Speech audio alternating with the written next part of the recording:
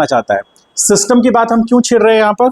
इसलिए सिस्टम की बात कर रहे हैं क्योंकि हमें स्टडी किसको करना है? सिस्टम को करना है। तो सिस्टम जब भी अपने स्टेट को मेंटेन रखना चाहेगा तो उसमें सबसे बड़ा रोल उस सिस्टम के मास का होगा। यानी कि सिस्टम अपने स्टेट को मेंटेन रखना मतलब कोई भी सिस्टम दो तरह के स्टेट को मेंटेन रख सकता है। पहला रेस्ट स्टेट और दूसरा मोशन स्टेट। तो एक हो गया रेस्ट हो गया, और दूसरा हो गया मोशन। या तो बॉडी रेस्ट पर होगा या मोशन में होगा। यह दो तरह की स्टेट की हम लोग बात करेंगे। तीसरा स्टेट की बात हम लोग कुछ नहीं करने वाले। तो यदि कोई बॉडी रेस्ट पर है तो वो अपने रेस्ट स्टेट को मेंटेन रखेगा, और यदि कोई बॉडी मोशन कर रहा है तो अपने मोशन वाले जो स्टेट है उसको मेंटेन रखेगा। ये कब तक मेंटेन रखेगा? कब तक मेंटेन रखेगा ये बात की बात है। ये मेंटेन क्यों रखेगा? एक तो है कि कब तक रखेगा, दूसरा है क्यों रखेगा मेंटेन। तो मेंटेन इसलिए रखेगा क्योंकि उसके पास मास है। यदि मान लीजिए आपको मौका मिले तो आप एक साइकिल को फोर्स करके आप उसको आगे ले जाइए, और आपको मौका मिले तो एक ट्रक को फोर्स लगाकर आप आगे ले जाइए, तो किसको आप आगे ले जा सकते हैं? ट्रक को क्यों नहीं ले जा सकते हैं? मास ज़्यादा है। तो ट्रक यदि रुका हुआ है, साइकिल भी रुका हुआ है, तो दोनों में किसके स्टेट को आप चेंज कर सकते हैं? साइकिल के स्टेट को चेंज कर सकते हैं, रेस्ट से उसको मोशन में कर सकते हैं। लेकिन ट्रक के स्टेट यानी वो जब रेस्ट पे था तो क्या उसको मोशन में आप अकेले ला सकते हैं? नहीं ला सकते। उसका मेजर रीज़न क्या है कि ट्रक का मास साइकिल के मास के रिस्पेक्ट में कई गुना ज़्यादा है। तो जो बॉडी के मास ज़्यादा है तो उसके पास अपने स्टेट को मेंटेन रखने की एबिलिटी ज़्यादा है। इसीलिए इनर्शिया जो है किसी बॉडी का डायरेक्टली रिलेट किससे होता है? उसके मास से होता है। यदि किसी बॉडी का मास ज़्यादा है, it is directly related to mass of the body. ठीक है, इसके डेफिनेशन को भी लिखेंगे। यानी कि किसी बॉडी का जो मास है, बॉडी मतलब सिस्टम, हम लोग बॉडी को सिस्टम भी बोलेंगे, पार्टिकल भी बोल सकते हैं, तीनों चीजों में कोई बोल सकते हैं। ठीक है, बॉडी बोल रहे हैं इसका मतलब है कि उसको हम सिस्टम मान रहे हैं। ठीक है, और हम लोग फ्री बॉडी डायग्राम के रूल्स में देखे भी थे कि उसको हम फाइनली एक पार्टिकल मान के चलेंगे। ठीक है, अब आइए यहाँ पर। तो यदि it is directly related to mass of the body, यानी कि यदि किसी बॉडी का मास चेंज करेगा, यदि किसी बॉडी का मास चेंज करेगा तो इनर्शिया चेंज करेगा। ठीक है, इनर्शिया चेंज करेगा मतलब यदि ट्रक के मास को कम कर दिया जाए तो उसके स्टेट को चेंज करने के लिए हमें कम फोर्स की ज़रूरत पड़ेगी, और यदि उसके स्टेट को हमें चेंज करना है तो हमारे लिए आसान होगा। लेकिन यदि उसका मास बढ़ता जाए मतलब ट्रक का अपना मास है और उस पर यदि हम कोई गुड्स रखते हैं तो वो लोड हो जाता है, तो अब वो ट्रक का मास और बढ़ गया। तो जैसे जैसे मास बढ़ेगा उसको रेस्ट स्टेट से मोशन में लाने में हमें और फोर्स की जरूरत पड़ेगी और दिक्कत होगी। इसका मतलब है कि वो उतना ही ज़्यादा अच्छे से अपने स्टेट को मेंटेन कर पा रहा है। यदि उसका मास बढ़ रहा है तो वो अपने स्टेट को मेंटेन कर पा रहा है। यदि मास घटता जाएगा, यदि वो उसका मास घट करके एक साइकिल के मास के बराबर हो जाए या एक बाइक के मास के बराबर हो जाए तो हम उसे डिस्प्लेस कर सकते हैं, यानी उसके स्टेट में चेंज ला सकते हैं। तो पहले नहीं ला पा रहे थे, अब ला पा रहे हैं। इसका मतलब है कि मास के कम होने से उसके स्टेट में चेंज लाने की जो हम उसके पास जो क्षमता है अपने स्टेट में रहने की वो घटेगी। मास घटेगा तो उस बॉडी का अपने स्टेट में रहने की जो एबिलिटी है वो घटेगी। इसीलिए इनर्शिया किससे रिलेटेड है? मास से रिलेटेड। ठीक है, तो वो क्यों अपने स्टेट को मेंटेन रखता है? इसका जवाब है कि यदि हर बॉडी के पास अपना मास होता है, कोई भी ऐसा बॉडी नहीं है, कोई भी ऐसा सिस्टम नहीं है जो मासलेस होगा, उसके पास मास होगा ही होगा। किसी का कम होगा, किसी का ज़्यादा होगा। यदि वो सिस्टम का मास कम है तो उसको अपने स्टेट को मेंटेन रखने की एबिलिटी कम है, और यदि उसका मास ज़्यादा है तो वो अपने स्टेट को ज़्यादा अच्छे से मेंटेन रख सकता है। ठीक है, इसलिए उससे रिलेट किए। ये हो गया कि वो क्यों अपने स्टेट को मेंटेन रखता है। ठीक है, ये प्रॉपर्टी है किसी भी बॉडी का, किसी भी सिस्टम का। ह्यूमन नेचर भी है। यदि आप मान लीजिए सपोज करें कि वीडियो गेम खेल रहे हैं तो वीडियो गेम खेलते रहने का मन करेगा। ठीक है, जब मेंटली बहुत ज़्यादा थक गए, बहुत बड़ी मतलब प्रेशर में है, तो आप छोड़ेंगे। अदरवाइज 2-3 घंटा, 4 घंटा, 5 घंटा तो कहीं नहीं गया, आराम से आप कर सकते हैं। यदि आप सो रहे हैं और गहरी नींद में हैं तो आप सोते हुए रहना चाहेंगे। यदि आप खेलते हैं, जैसे स्कूल वगैरह में थे तो आप लोग क्रिकेट वगैरह या कोई भी ऐसा गेम खेले, आपको मन करेगा कि गेम खेलते रहे जब तक कि अंधेरा ना हो जाए। तो वो अपने स्टेट को मेंटेन रखने की एबिलिटी जो है वो किसी सिस्टम का अपने नेचर वाइज है, तो वो उसकी बात हम लोग नहीं कर रहे हैं। हम लोग किसकी बात कर रहे हैं? जो सिस्टम का अपने स्टेट को मेंटेन रखने की एबिलिटी उसके मास के कारण है, और ये मास बहुत बड़ा रोल प्ले करेगा। आगे आप अभी इसको पढ़ रहे हैं इनर्शिया, आगे जाने के बाद आप पढ़ेंगे मोमेंट ऑफ इनर्शिया। तो यदि आप इनर्शिया को अच्छे से नहीं समझेंगे तो मोमेंट ऑफ इनर्शिया को भी आप अच्छे से नहीं समझ सकते। तो अब आइए, तो इसमें एक डेफिनेशन लिखते हैं, every body has property to maintain its state। अभी लिखना नहीं है आपको, ध्यान से देखिए। इस स्टेट मतलब either रेस्ट और मोशन, दो तरह के स्टेट की बात हम करेंगे। तो या तो वो रेस्ट पर होगा या मोशन की बात करेंगे, ठीक है। तो maintain its state due to its mass, ठीक है। This implies mass of the body, ये शॉर्ट में एक अच्छा परसेप्शन है। Mass of the body is directly proportional to ability to maintain its state, यानी कि कोई भी बॉडी अपने स्टेट को मेंटेन रखने की एबिलिटी बढ़ा सकता है यदि उसका मास बढ़ने लगे, और यदि उसका मास घटने लगेगा तो वो अपनी उस एबिलिटी को भी कम कर लेगा। किसको? जो उस स्टेट में मेंटेन रखने की एबिलिटी है। समझ गए? तो इस केस में हम ये एक छोटा सा कॉन्सेप्ट रख सकते हैं कि मास बढ़ेगा तो वो सिस्टम का अपने स्टेट में रहने का एबिलिटी है। स्टेट कितने तरह के? दो तरह का। कौन कौन सा? रेस्ट और मोशन, ठीक है। तो ये सबसे मेन रीजन है कोई बॉडी का अपने स्टेट को मेंटेन रखने का। कब तक रखेगा उसका जवाब हम लोग आगे पढ़ेंगे, ठीक है। अब हमको एक चीज बताइए कि यदि कोई बॉडी का मास कम है तो वो तो अपने स्टेट को रखने की एबिलिटी उसके पास कम होगी।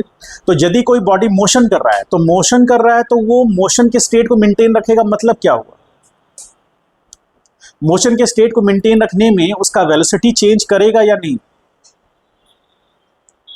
हाँ,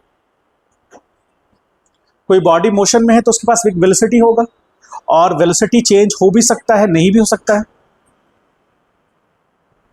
हाँ, वेलोसिटी चेंज क्यों?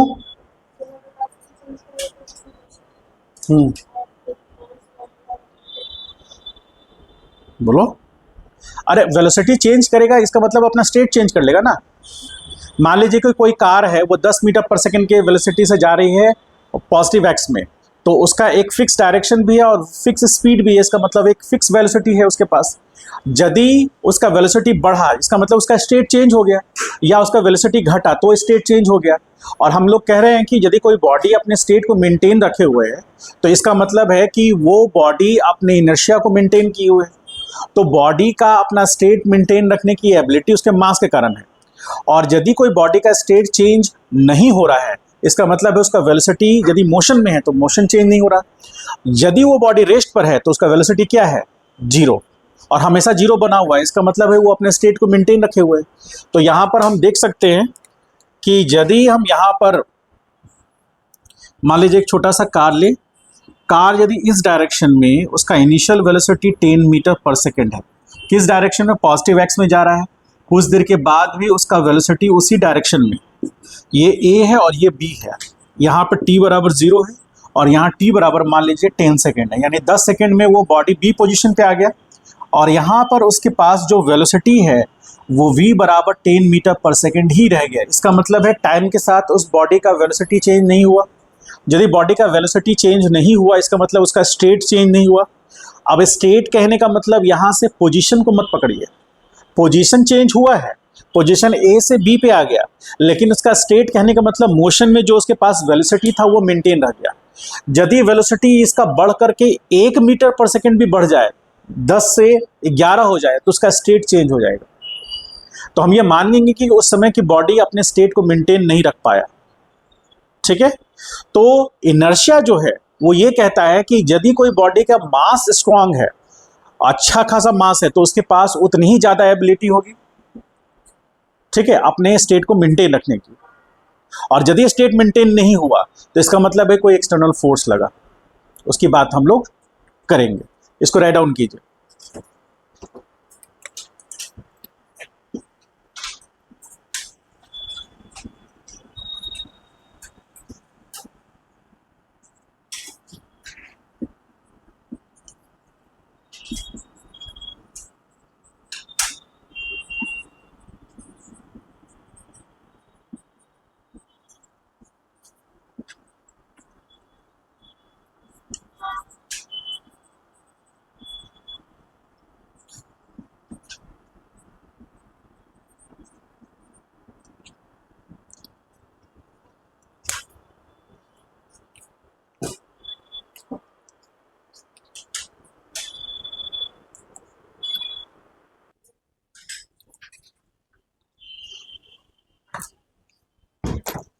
न्यूटन फर्स्ट लॉ से हम लोग क्या सीखेंगे? Concept of equilibrium.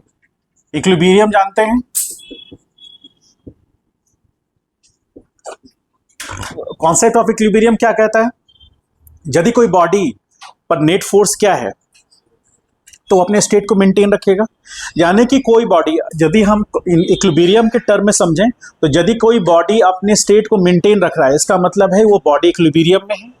इसका उल्टा हम ये कह सकते हैं कि यदि कोई बॉडी इक्विलिब्रियम में है तो इसका मतलब है कि वो अपने स्टेट को मेंटेन रखा होगा। स्टेट को मेंटेन रखने का मतलब एकदम ये क्लियर समझ लीजिएगा कि यदि वो मोशन में है तो उसी स्पीड से, उसी वेलोसिटी से चल रहा होगा। यदि वो रेस्ट पर होगा तो वो रेस्ट पर ही होगा, स्टेट में चेंज नहीं आएगा। अब इससे पहले जो हम लोग अभी देखे क्वेश्चन, उस क्वेश्चन में क्या था कि इक्विलिब्रियम मेंटेन था, यानी कि बॉडी रेस्ट पे था तो रेस्ट पे ही था, उसमें कोई मोशन नहीं आया था। क्यों ऐसा हुआ? क्योंकि बॉडी इक्विलिब्रियम है, इसका मतलब बॉडी पे नेट फोर्स क्या है? 0। तो यहां पर कॉन्सेप्ट ऑफ इक्विलिब्रियम का मीनिंग ही यही है कि यदि कोई बॉडी, यहां लिख देते हैं इफ, इसको एक एग्जांपल से समझते हैं। मान लीजिए कोई एक बॉडी है, ग्राउंड पे रखा हुआ है, मास उसका m है और उस बॉडी पर कई फोर्सेस लग रहे हैं।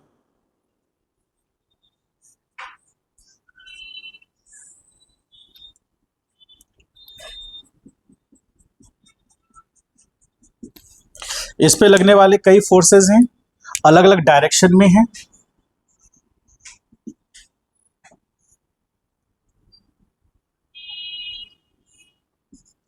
F2, F3, मान लीजिए कोई और फोर्सेस भी हैं। ग्राउंड सरफेस हटा दे तो हम इसको ऐसे भी कह सकते हैं कि एक इधर फोर्स लग रहा है, एक इधर फोर्स लग रहा है। इसको आप F4 मान लीजिए और इसको F5 मान लीजिए। ये सारे फोर्सेस ऐड हो करके, समेशन करके, यदि हम ऐसा लिखें कि if summation of all forces in all three directions, कौन कौन से डायरेक्शंस हो सकते हैं? ऑल 3 डायरेक्शंस कौन कौन से हो सकते हैं? x, y, z। ये 3 अलग अलग डायरेक्शंस हो सकते हैं। ठीक है, तो क्या लिख रहे हैं? If summation of all forces in all 3 directions are 0, then we can say, क्या कह सकते हैं? सिस्टम किस में है? सिस्टम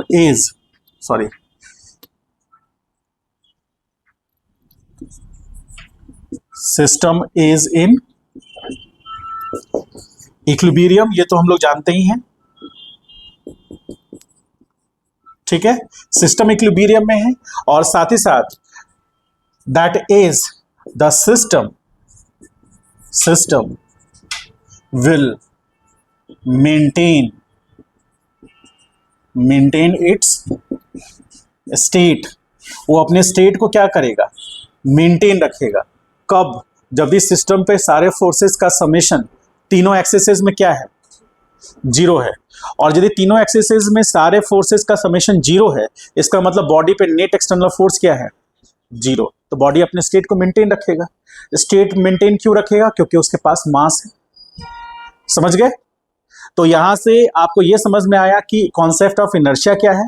कॉन्सेप्ट ऑफ इनर्शिया से कनेक्टेड है कॉन्सेप्ट ऑफ इक्विलिब्रियम, और इक्विलिब्रियम से कनेक्टेड है न्यूटन्स फर्स्ट लॉ। समझ गए?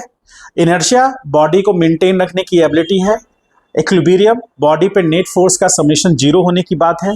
और यदि फर्स्ट लॉ है तो फर्स्ट लॉ ये कहता है, इन दोनों को कनेक्ट करते हुए, कि यदि कोई बॉडी मोशन में है तो अपने मोशन स्टेट को मेंटेन रखेगा, रेस्ट पर है तो रेस्ट स्टेट को मेंटेन रखेगा।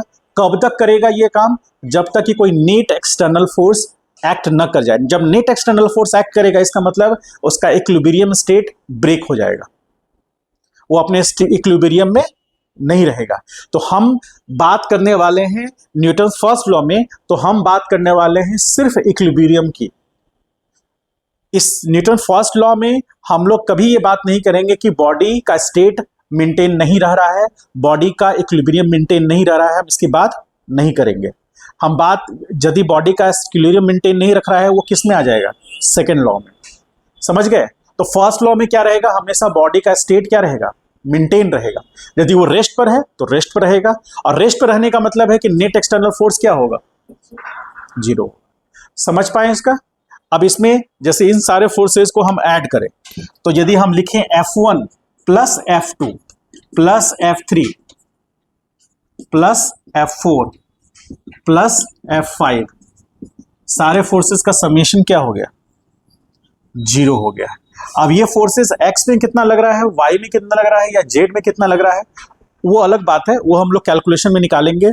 हम लोग 2 डायमेंशन प्लेन में रहेंगे, इसका मतलब है जेड एक्सिस की बात हम फिलहाल नहीं करेंगे, हम लोग सिर्फ बात करेंगे एक्स और वाई का, मैक्सिमम एक्स और वाई का।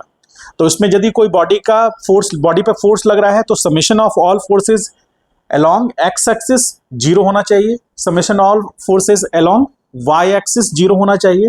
और यदि ये दोनों चीजें मेंटेन हो गई तो बॉडी अपने स्टेट को मेंटेन रखेगा, न्यूटन्स फर्स्ट लॉ एक्ट करेगा। समझ पा रहे हैं? तो इसको लिखिए, फिर क्वेश्चंस करते हैं कुछ।